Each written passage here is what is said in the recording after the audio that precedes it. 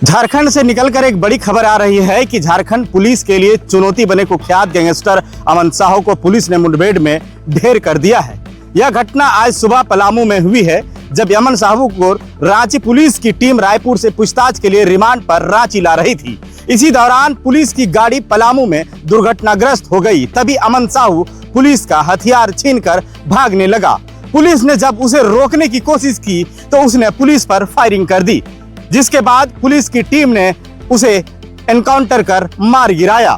बीते दिन हजारीबाग एनटीपीसी के डीजीएम कुमार गौरव की हत्या के बाद प्रदेश में लॉ एंड ऑर्डर को लेकर सवाल उठने लगा था, जिस पर डीजीपी झारखंड ने स्पष्ट किया था कि अमन साहू ने जेल के अंदर से ही डीजीएम की हत्या की है।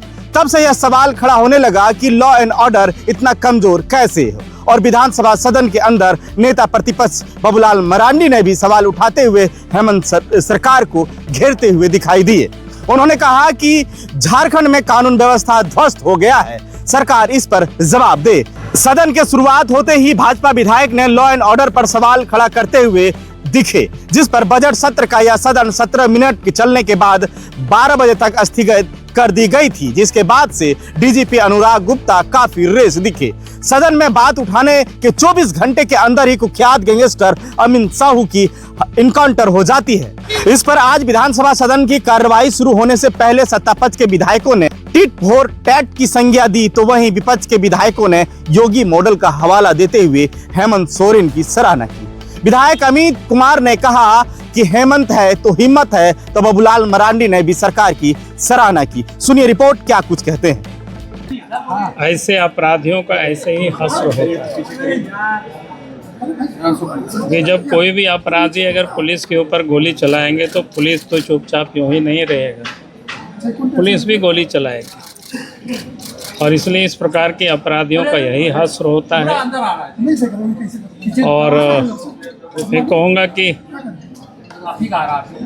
और भी जो जानकारी, क्या डीजीपी ने खुद कहा है कि 3 लोगों की गैंग जेल से संचालित हो रहा है, तो एक तो इनकाउंटर में मारा गया और 2 लोगों की गैंग बचा हुआ है। प्रशासन को देखना चाहिए, पुलिस पर। कल आप कह रहे थे कि हेमंत है तो हिम्मत है, आज उन्होंने दिखाई नहीं, देखो हिम्मत को हम तो देंगे। तो अच्छी बात है। हमने कहा कि भाई अपराधियों का यही हश्र होता है। अगर अपराधी है, अगर पुलिस के ऊपर गोली चलाती है और पुलिस उसको इनकाउंटर में मारते हैं तो कोई गलत नहीं होता है। कोई पुलिस हाथ पर हाथ धारे तो नहीं रहे। कल तक यूपी मॉडल और योगी मॉडल की आलोचना करने वाले आज उसी राह पे चल पड़े हैं। आप सही मानते हैं सर इस कार्रवाई को? नहीं, मैंने कहा ना कि अपराधियों का यही हश्र होता है भाई। जो लोग रेगुलर क्राइम में इन्वॉल्व है, ऐसे लोगों को जेल से रंगदारी का जो गैंग चलाते हैं, ऐसे लोगों को हमको लगता है जो ये नहीं होना चाहिए। झारखंड सरकार ने एक टफ मैसेज दिया है। भविष्य में अगर इस तरीके का गैंगस्टर पनपेगा, चाहे जेल से हो या दुबई से हो या और कहीं से हो, तो ऐसे लोगों पर इसी तरीके से कार्रवाई कर। अरे भाई, कौन साधु संत का काउंटर हुआ है? आतंकवादी और गुंडे का तो काउंटर हुआ है। गुंडों का यही हाल होना चाहिए। इसमें क्या आफत आ गया है? तरीका सिंपल है जरा, 200% तरीका से, जो जैसा उसको वैसा, एकदम तरीका सही। बिल्कुल यूपी मॉडल आना चाहिए था पहले, लेट करके थोड़ा सीएम साहब। मंत्री को इसी स्टाइल में काम बिल्कुल इसी स्टाइल से काम करना चाहिए, पूरा सदन उसके साथ है। बिल्कुल, अगर ऐसा स्टाइल रहा तो आने वाले दिन में झारखंड में ना बहू बेटियों की आबरू लूटी जाएगी, ना ही यहाँ उद्योगपति, ना व्यवसायी, ना बाहर से आए हुए कोई भी आदमी का जान गंवाना पड़ेगा। सभी सुरक्षित रहेंगे। ऐसा ही स्टाइल में झारखंड में चलना पड़ेगा, तभी झारखंड में अमन और चैन रह सकता है। डीजीपी ने जो बात कही थी कि जेल से डीजीपी ने जो बात कही, आज उनके बात को हम लोग आज भूल जाते हैं। आज उन्होंने जो एक्शन दिखाया, मर्दों वाली बात दिखाई, झारखंड का हिम्मत वाली बात दिखाया, ये जज्बा उनके में कायम रहे, ये हम उनको आग्रह करते हैं। कानून और अदालत क्या करेगा फिर? अब मेरे से उनका कोई गिला शिकवा नहीं, बस इसी स्टाइल में आप रहे। अपराधी का आयु 10 से 15 साल रहता है। बड़े से बड़े अपराधी का आयु उतना ही रहता है। जो भी घटना में शामिल होता है और होगा तो हसरा ऐसे ही होगा। लोग कह रहे हैं झारखंड में भी यूपी मॉडल अपनाया जा रहा है।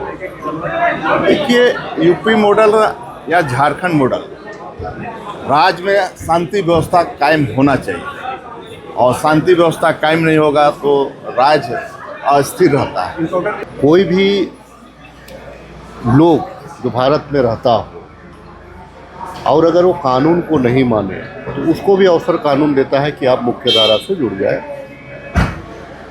लेकिन कुछ लोग जो नहीं आता है उसको कानून सजा देता है। इसमें प्रावधान है, अगर आप पुलिसकर्मी पे कोई अगर आप अपना शिकार बनाना चाहे या पदाधिकारियों को ही आप फायरिंग करना चाहे तो जवाबी कार्रवाई होती है।